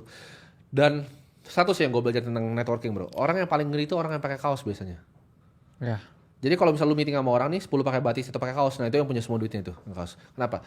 Gue dulu nggak ngerti ini. Oh bro. iya, ini punya kaos juga ya kan? Oh, iya. Ini yang bisa depan. Nah, karena dingin. Karena dingin di sini. Dingin banget ya. Gue jadi kaos. Gue jadi paling ngeri selalu pasti bukan yang pakai batik. Gue ngeri yang pakai kaos. Kenapa? Karena yang pakai kaos tuh udah nyampe di taraf hidup tertentu. Enggak. Dia bisa di situ. Biasanya yang paling miskin yang pakai jas. Iya, betul. Yang paling miskin tuh jas biasanya. Kayak gue dulu pas gue masih miskin ya, mau ketemu orang triliuner nih, wah gue pakai batik tuh, selalu panjang. Karena gue pasti ada yang tahu tuh. Gue kalau ketemu orang penting tuh pakai batik. Sekarang gue sendal jepit. Karena gue udah nyampe di levelnya gitu. Lu bisa lu bilang kayak, oh lu nggak sopan ya anjing lu. Semua ngapain? Gitu kan. Mau ngapain? Gak senang. Gitu. Mau ngapain? Gitu. Gue sampai next sendal jepit sekarang. Gue mau ketemu siapapun yang kayak misalnya dulunya investor gue, sekarang apa selevel gue pas sendal jepit. Ya. Jadi ya biasanya bener bro kakak bilang kalau udah jas tuh udah rapi tuh, nah itu biasanya. Ini banyak sekali nih bro ya. Yes. Ada yang bilang, cek gue ngikut lu dari zaman kaos oblong di kamar. Cepet banget progresnya. Emang gerak lu cepet banget. Tips biar cepet kayak lu biar gak malas-malas. Lu tau gak gue kaos oblong itu ya. Gue beli saham tuh miliaran, untung gue ratusan juta itu waktu sehari. Ya. Jangan lu lihat kayak kaos oblong. Gue juga sayang masalah kaos oblong gitu. Lu kalau lihat orang di pinggir jalan juga mungkin gue kaos oblong gitu. Kita paling biasa-biasa aja gitu di sini, kantor ya biasa-biasa aja ya kan. Biasa-biasa aja gitu. Di sini dingin soalnya. Soalnya dingin banget di sini. Tapi kalau net profit satu gedung boleh diadu lah. Iya. Tapi karena kan biasanya yang di pucuk dingin bro ya. Oh, pucuk orang dingin. Yang di atas kesuksesan dingin biasanya. Iya betul. Tempatnya dingin bro. Betul. Nah ini ada yang bilang belajar nonton edukasi dari podcast berarti efektif dibanding baca buku. Nah, ini menurut gue efektif sih. Timely podcast, karena ya. gini, misalkan teman-teman, saya yakin di gini bisa lagi sama bersihin rumah, lagi sama nyetir, commute, dengerin ini, atau misalkan ngelakuin pekerjaan-pekerjaan lain, lo lagi ngedit, lagi apa, yang bisa dengerin sesuatu, itu menurut saya ya two birds in one stone. Daripada kamu baca buku tuh lama loh. Betul. Karena kan kamu cuma baca, kamu nggak bisa ngerjain nyetir. yang lain. Nggak sambil nyetir, nggak sambil commute. Bener, di sini bisa sambil nyetir, Bener bisa sih. sambil ngerjain tugas-tugas ringan, kerjaan-kerjaan ringan. Betul. Tapi ya saran gue kalau bisa dengerin, kalau gue bukan saran sih, ini yang gue lakukan ya, gue selalu 2 kali speed bro. Gue nggak tahan kayak denger satu kali tuh. Kecuali live begini kan. Oh kecuali live. Nggak bisa soalnya. Live gak bisa. Jadi gue tuh nggak tahan kalau 1x itu kalau podcast. Gue rasanya kayak soalnya itu kan kecepatan informasi masuk kotak gue kan. Gue butuh 2 kali pasti. Gue pasti yang kayak suara jadi kecil gitu. Kayak dengerin Elon Musk nih. Gue nggak bisa kalau 1 kali pasti. Gue pasti 2 kali. Karena dia gitu. Oh iya. Mikir biasanya. Mikir gue butuh dia cepet gitu. Jadi 2 kali. Di 2x itu bisa setengahin tuh waktu lu. Biasa sebelum tidur bisa. Nah apalagi nih. Bro tim gak minat buka lowongan pekerjaan, kan gue bilang next dari hidup gue pengen jadi ini kenyataan kan. Gue pengen bikin apa yang gue omong ini jadi kenyataan. Ya ada lowongannya kapan gue bikin kan. Apa kita cari banyak editor kan. Udah 18 tuh yang kita gaji hari ini, yang kita hire mulai hari ini. Ya. Kita masih tambah terus. Cek menurut tuh siapa orang paling pintar di Indonesia? Menurut gue orang paling pintar di Indonesia yang gue pernah ketemu at least ya. Mungkin Pak Oto Toto kali ya, yang bikin DCI Data Center. Itu salah satu orang paling pintar. Jadi ketika gue belajar sama beliau, gue kayak kasih tunjuk laporan keuangan itu langsung ditunjukin bro. Bahkan ada yang salah inputnya, yang bahkan gue nggak lihat. Jadi orang paling pintar di Indonesia menurut gue yang gue pernah ketemu ya, mungkin Pak Oto Toto kali ya, DCI. Ya. Selain itu, yang pintar ya. Kalau konglomerat yang udah agak berumur, gue bingung sih. Mereka pintar di bidangnya masing-masing, tapi bukan pintar yang gue cari. Lu paham gak sih? Ya pinter. Mereka pintar di kayak dealing bisnisnya dan lain, tapi bukan pintar yang gue cari gitu. Pintar tuh intelek kan, bener-bener pintar ya. Mungkin Pak Toto menurut gue paling pintar di Indonesia. Nggak ada, ya Bill Gates Indo lah. Iya. Karena kan teman-teman harus paham ya, pinter ada juga ya apa, pinter secara teoritis, secara teknis. Iya. Betul. Atau secara bisnis. Tapi itu kan mungkin pertanyaan pinter intelektual secara general, IQ gitu ya mungkin ya. Iya, mungkin itu paling tinggi. Nah, ada yang bilang buat pelajar harus ngapain bro sebelum 2030? Ya harus belajar, kan pelajar. Nih nyampe sekarang. Nyampe kan? Sekarang pelajar aja belum ngapain lo. Ngapain? Pelajar ya jangan tawuran gitu kan. Bener. Ya belajar. Bener. Bang, organisasi kampus itu worth it gak sih buat diikutin? Enggak, lu mending kerja di luar jadi IO, event organizer. Ya, jangan organisasi kampus, itu IO tidak dibayar. Setuju. Yang ikut itu mungkin orang tolol gitu. Ya sama orang tukang caper biasanya. Sama orang tukang caper sama orang tolol. Jadi jauh-jauh lah dari organisasi kampus. Lu jadi event organizer dibayar, uangnya lu pakai beli Bitcoin. Ya? Karena kalau mau cari pengalaman, kerja juga cari pengalaman, tapi dibayar. Sama-sama cari pengalaman. Mending yang dibayar. Mending yang dibayar. Jadi lu yang tertarik jadi organisasi kampus enggak? Ya entar lu jadi kader partai sekalian atau lu jadi event organizer. Sekalian kan. Sekalian kader partai, jangan nanggung. Lu mau buang waktu lu, ya kan? Lu mau jadi babu. Ya ntar demo terus dibayar gitu. Ya, terus ntar demo dibayar, jangan. Ya, jangan.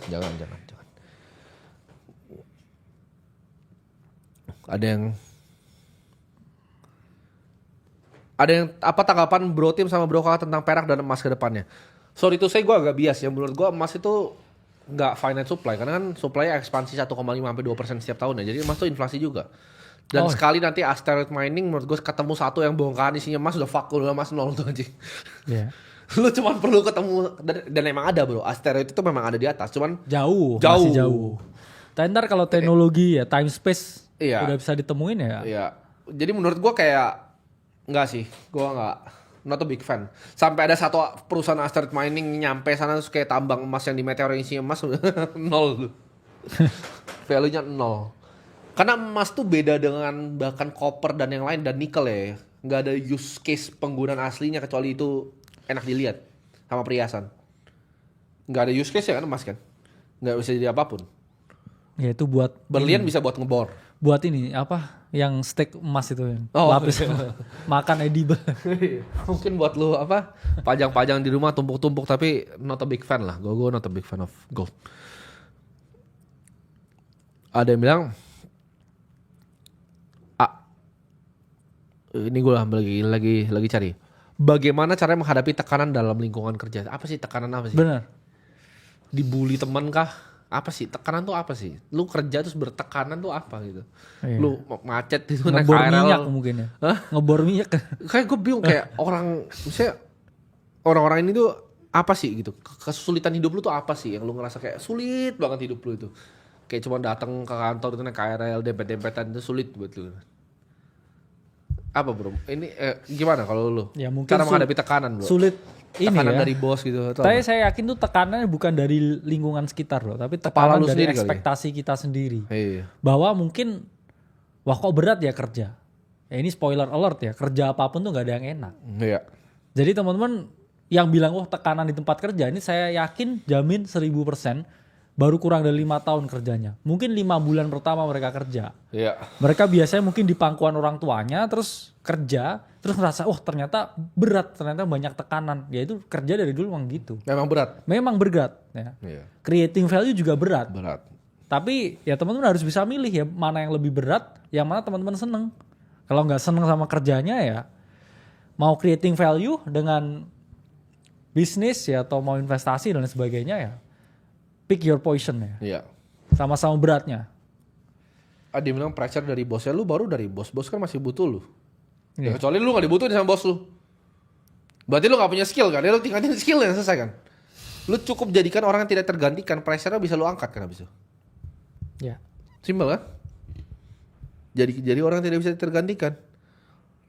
Nah ada pertanyaan, gimana lu nemuin bidang yang lu jago bang?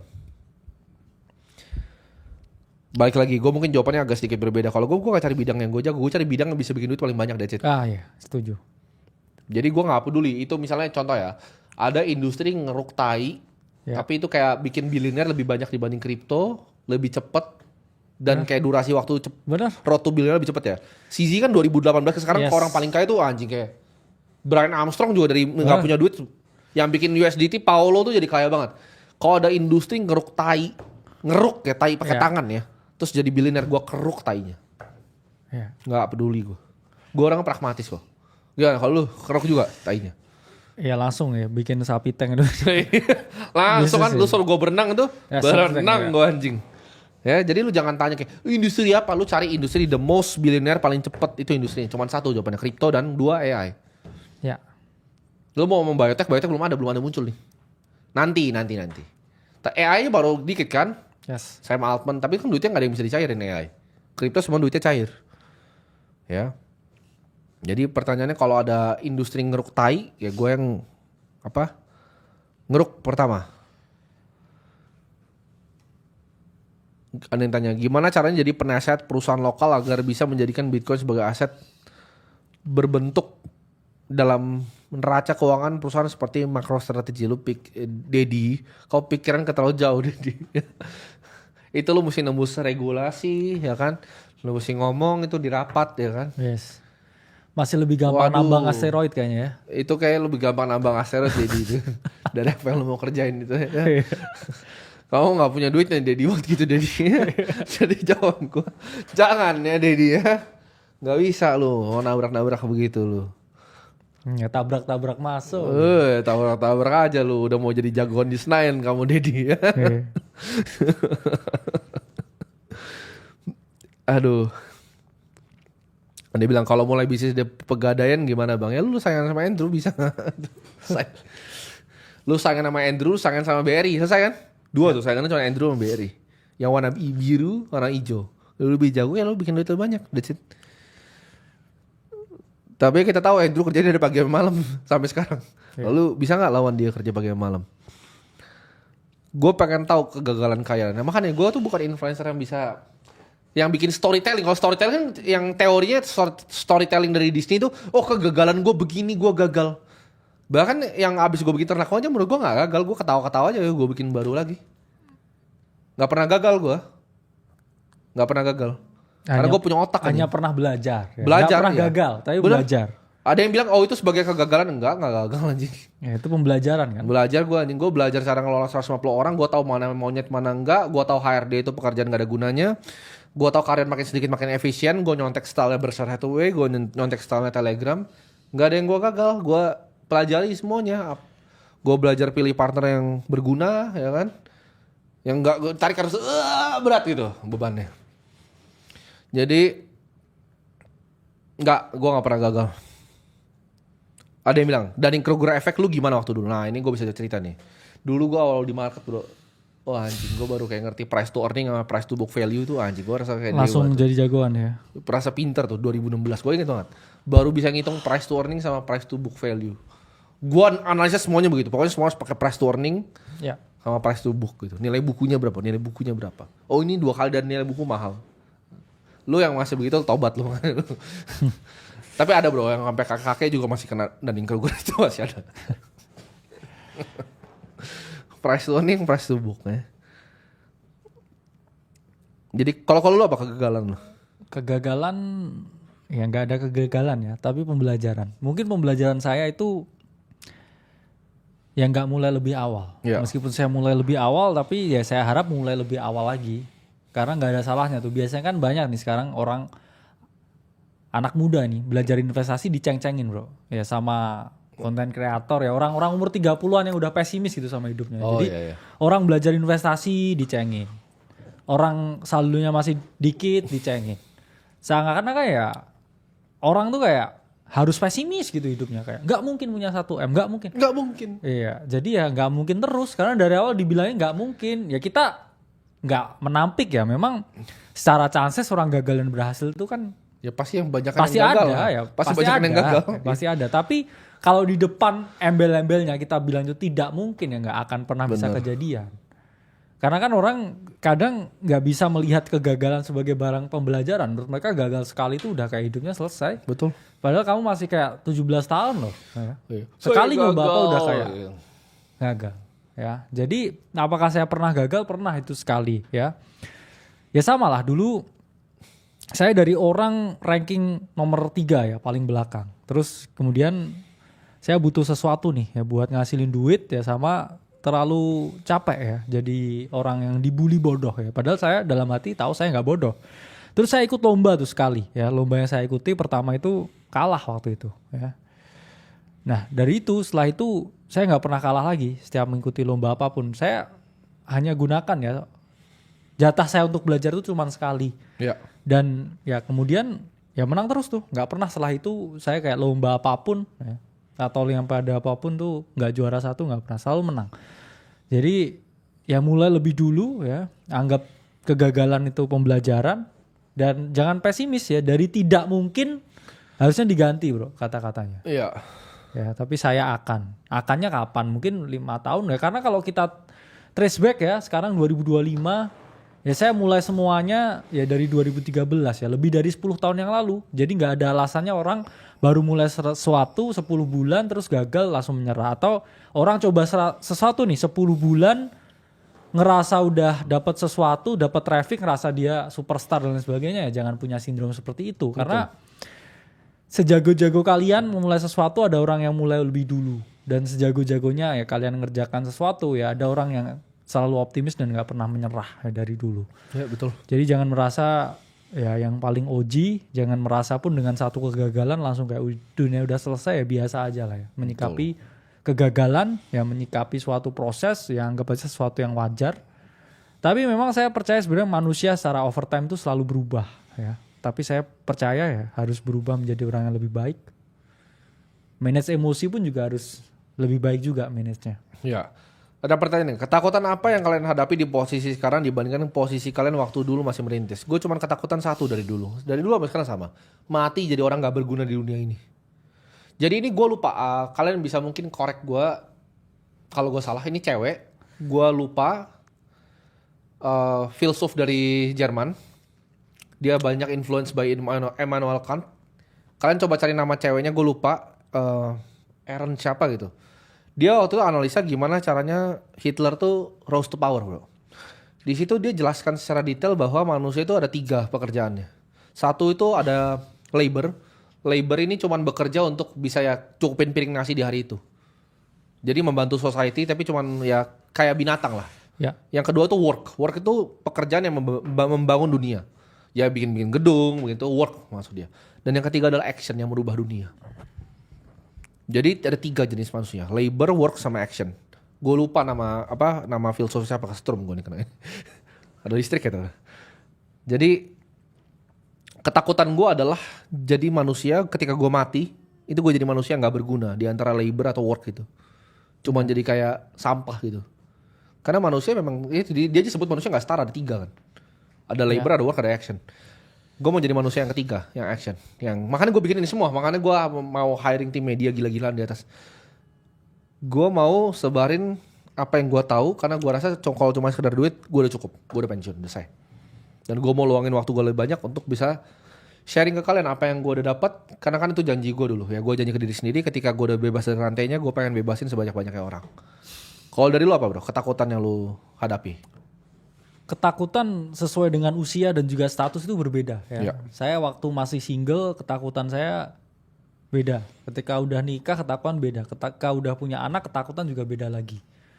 Jadi ketakutan itu menurut saya sesuatu yang berevolusi juga. Betul. Bro. Sama seperti masalah kehidupan juga. Itu berevolusi dan akan selalu ada sebenarnya ketakutan itu. Cuman bedanya ya bagaimana kita menghadapi ketakutan itu. Karena kita bisa jadi orang yang pesimis atau jadi orang yang optimis. Tapi ini bocoran ya satu hal tuh. Masalah itu akan selalu ada.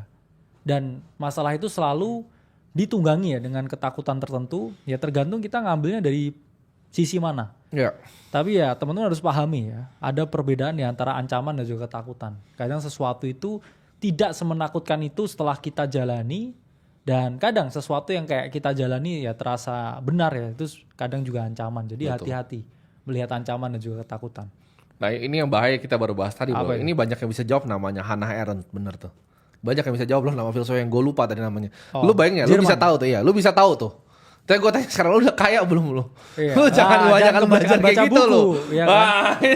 Sebenarnya kan berarti yang penonton ini kan literate berarti sebenarnya. Benar. Itu gak banyak lo yang tahu namanya. Orang kan kalau ngomong Nietzsche sebenarnya banyak bacot di YouTuber juga banyak yang tahu. Iya. Itu enggak Hannah Arendt tuh enggak banyak yang tahu. Saya mungkin yakin ya 10 misalkan top konglomerat di Indo. Ya kalau ditanya buku favoritnya aja, yakin saya nggak ada. Karena mereka nggak baca buku, mereka kerja tiap hari. Setuju. Iya kan? Setuju. Top 10 konglomerat gitu. Tapi bro kakak tuh bener banget. Pak, gue tuh apa favorit? Gue tuh baca buku yang gue bilang favorit tadi. Itu terakhir yang baca-baca serius. Itu lama banget, lu paham gak sih? Iya. Tahun ini gue cuma baca satu buku yang namanya Quality Investing. Gue cuma satu. Iya, tapi ya teman-teman ya, for your information, teman-teman tinggal download PDF-nya, masukin ke GPT, terus tanya summary-nya apa. 5 menit kamu baca, udah selesai. Dapat bukunya. Gak perlu 5 jam dari pagi di coffee shop sampai kerja bos anjing. Ya. Setuju. Makanya ngeri gue. Itu financial literate loh. Ini gue tanya di audiensnya mungkin yang suka-suka baca-baca begini belum tentu bisa jawab loh. Tapi mereka bisa jawab semua tadi. Benar. Ya, ini ada membership Periplusnya tuh kayaknya siapa namanya. Iya jadi itu aja mungkin untuk hari ini.